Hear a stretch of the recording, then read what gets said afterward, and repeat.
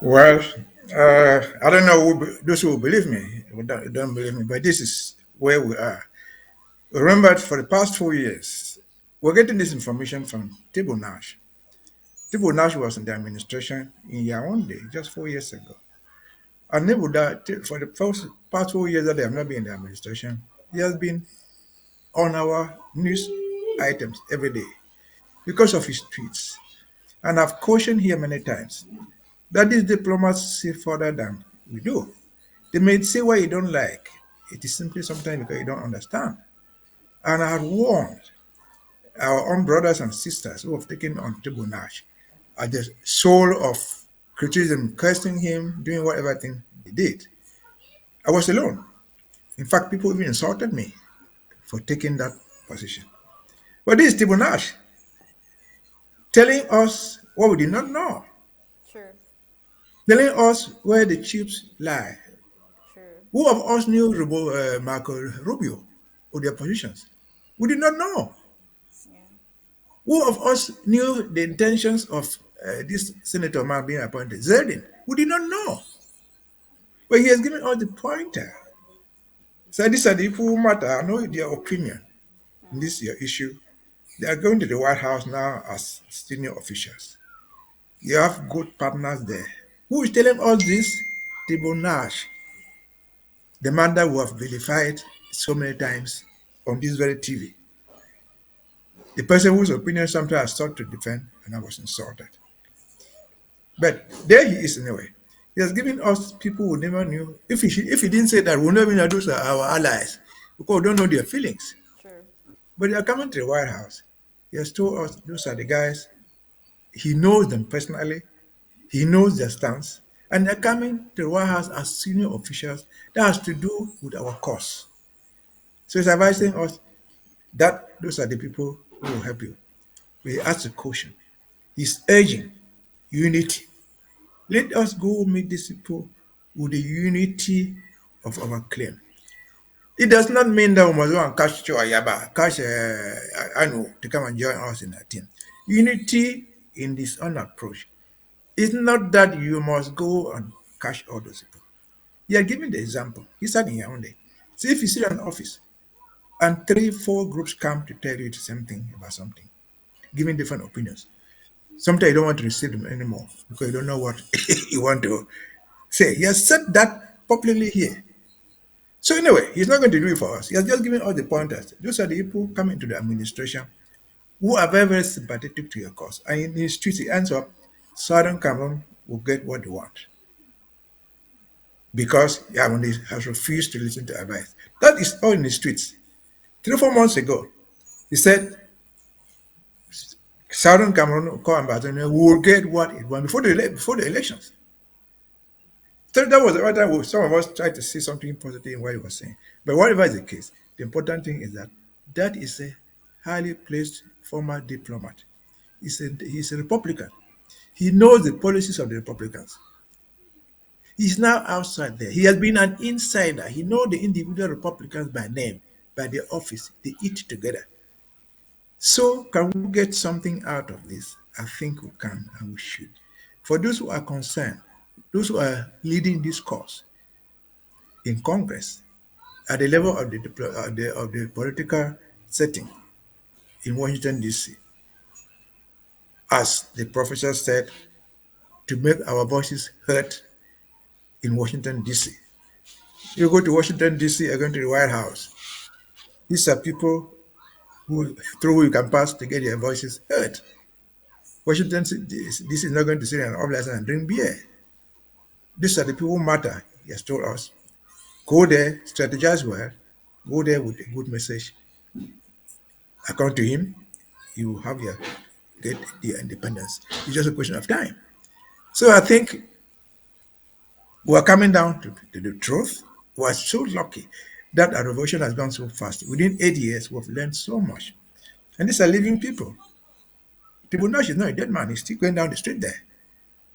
If I met him today, I would take a drink with him.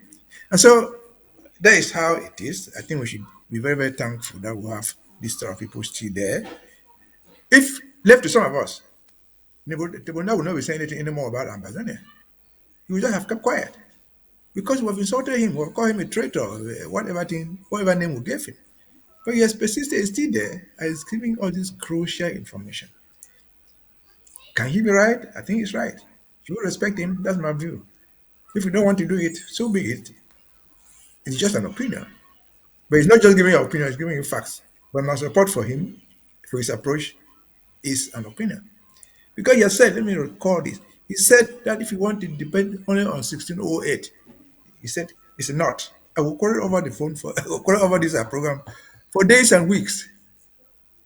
So when we go to these two senators, these two senior officials of Trump, come January 20th, how are we going to do it? Are we going to start chanting 1608?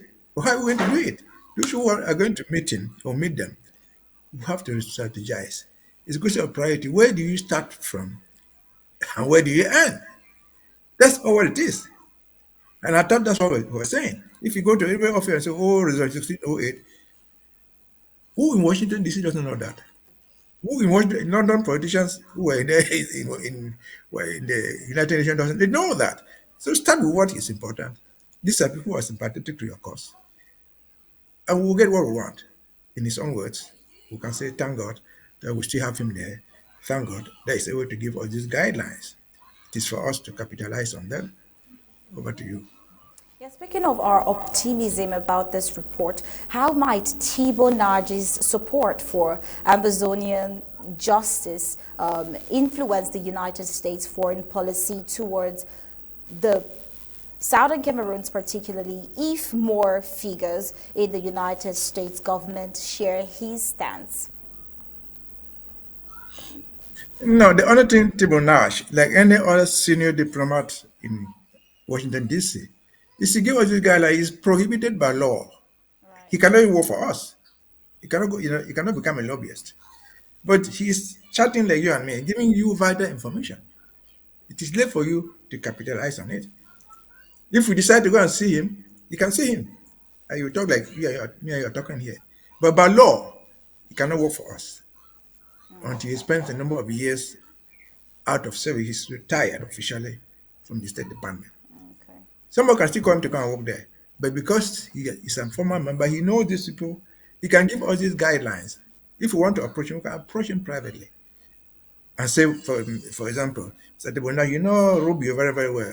You know what type of beer he does, you know what type of thing he does. How do we talk to him? He'll give you that advice for those who know him. Things like that.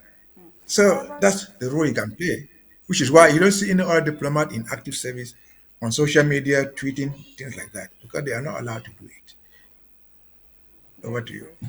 So, Barrister Mbeseha, one other thing he said in his tweet that was quite striking was when he talked of unity, saying this is talking about how this particular era for Ambazonia is quite an opportunity with the, let's call it updates and the information he gave out about these people who most likely will lean towards the side of Ambazonia. He talked about unity, saying that's one thing that Ambazonia and its government should work on. We've heard the president talk a couple times about unity of purpose because certain types of unity groups end up destroying the sole purpose of the Ambazonian cause. Now, how can Ambazonians put this into consideration and put this at play to move the struggle forward to Boya? I think his talk of unity, he is talking from practical experience. He was in Yaoundé. Before going to Yaoundé, he was in charge of the consulate in Douala. He sat in Yaoundé there from 2019 when the war started. Will you imagine that he started in Yaoundé, for example? I'm just imagining.